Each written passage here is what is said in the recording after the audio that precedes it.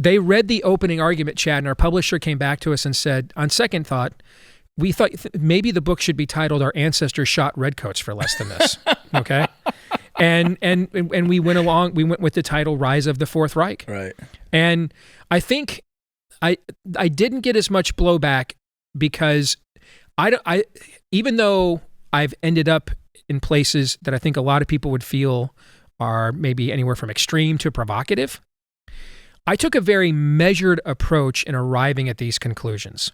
Like I didn't know what an Anthony Fauci was until March of 2020. Mm-hmm.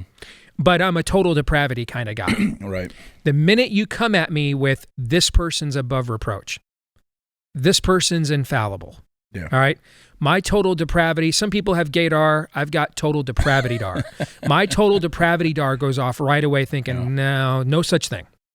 All have sinned and fallen short of the glory, brother, okay? No such thing as the national treasure above reproach. That person does not exist. Yeah. And to interrupt you, that's why I've always said one of my life principles is never pick a hero that's still alive. Absolutely. I tried that, then Ravi Zacharias happened. Now I'm just thinking I can't even have dead heroes now. Can't even have dead heroes, yes. That's right, yeah. But, and so right away I'm like, okay, I don't buy into this, but I'm just going to ask questions because I'm out of my element. I did not get into this business, okay, to know what a lipid nanoparticle was. Right. I didn't get into this business to know, to read vaccine trial data. I never envisioned in a million years that I'd be doing stuff like this. And so I also had to have a lot of humility and understanding. I'm way out of my element. I've got to essentially learn college and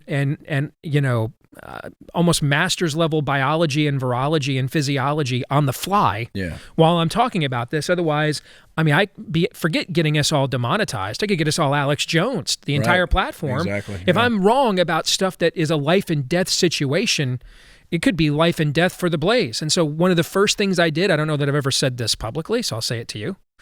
One of the first things I did is I went to our two grand poobahs here, Tyler and Gaston, before I ever truly publicly began to push back on this. And I brought my thoughts to them. Because I thought to myself, if first of all, it's their company. And I could really risk a lot and rebrand us in a negative way if I'm way wrong. Secondly, if I can't convince them, then why would I be able to convince anybody else? Yeah. And so we spent like the first weekend of lockdowns, the three of us were on the phone a lot, going over data, the stuff I was seeing. And what's kind of funny now is over 2.5 years later, Tyler is so red-pilled now. 100%.